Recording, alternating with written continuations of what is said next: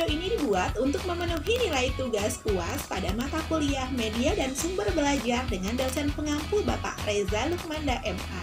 Dalam video ini, saya akan memaparkan tentang prosedur dan rancangan pemanfaatan lingkungan sebagai sumber belajar. Berikut pemaparannya. Dalam proses kegiatan belajar mengajar, tentunya perlu diciptakan lingkungan pembelajaran yang menarik dan menyenangkan. Tentunya agar anak merasa nyaman dan fokus terhadap pembelajaran, baik di dalam sekolah maupun di luar ruangan. Nah, untuk dapat memanfaatkan lingkungan sebagai sumber belajar ini, terdapat prosedur yang perlu diperhatikan. Ada apa saja prosedurnya?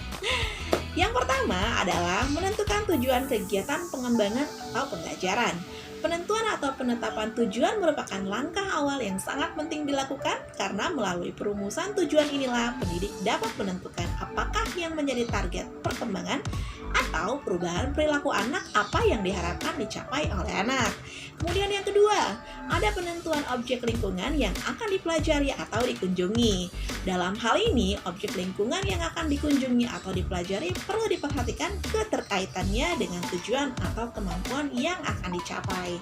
Kemudian yang ketiga, ada perumusan bentuk-bentuk kegiatan dan cara belajar yang harus dilakukan anak selama mempelajari lingkungan masyarakat.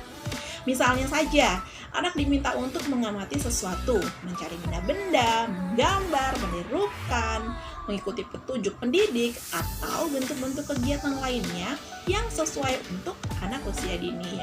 Kemudian yang keempat nih, ada penyiapan hal-hal yang sifatnya teknis.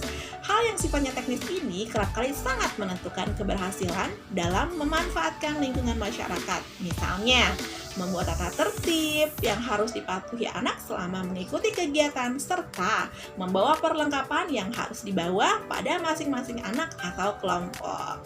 Nah, seperti ini gambarannya ya. Nah, langkah-langkah tersebut harus diperhatikan dan dipertimbangkan secara cermat karena akan terkait dengan efektivitas pemanfaatan lingkungan itu sendiri. Kemudian, kegiatan pemanfaatan lingkungan masyarakat ke dalam pendidikan anak usia dini ini bisa dilakukan dengan dua cara. Yang pertama adalah dengan cara membawa kelas atau anak ke dalam lingkungan yang akan dipelajari. Kemudian yang kedua, membawa lingkungan itu ke dalam kelas. Nah, cara yang pertama ini dapat dilakukan melalui kegiatan karya wisata, perkemahan, dan pengamatan. Sedangkan cara yang kedua dapat membawa lingkungan sekolah atau kelas seperti mendatangkan atau mengundang narasumber untuk berbicara secara langsung di depan anak-anak mengenai berbagai hal yang berkaitan dengan bidang dan tugasnya masing-masing. Kemudian, saya akan mengajak teman-teman untuk membuat rancangan pemanfaatan lingkungan sebagai sumber belajar. Baik, pada kesempatan kali ini, saya akan membuat rancangan pemanfaatan lingkungan sebagai sumber belajar. Nah, dengan contoh kegiatannya adalah karya wisata. Yang pertama yang perlu saya lakukan adalah menentukan tujuan. Saya akan membawa anak-anak ke kebun binatang untuk mengenalkan anak-anak berbagai jenis binatang yang dilindungi, mengenal bentuk dan makanannya, kemudian ciri-cirinya dengan tujuan agar anak dapat mengenal dan memahami beragam binatang dengan berbagai bentuknya. Kemudian yang kedua, saya akan menentukan objek lingkungan yang akan saya kunjungi. Objek lingkungan yang nantinya akan saya kunjungi adalah Taman Marga Satwa Ragunan. Tentunya dengan jarak, waktu, biaya, keamanan, dan ketersediaan sumber lingkungan belajar dan masyarakat yang telah dipertimbangkan. Kemudian yang ketiga, saya akan merumuskan bentuk kegiatan dan cara belajar.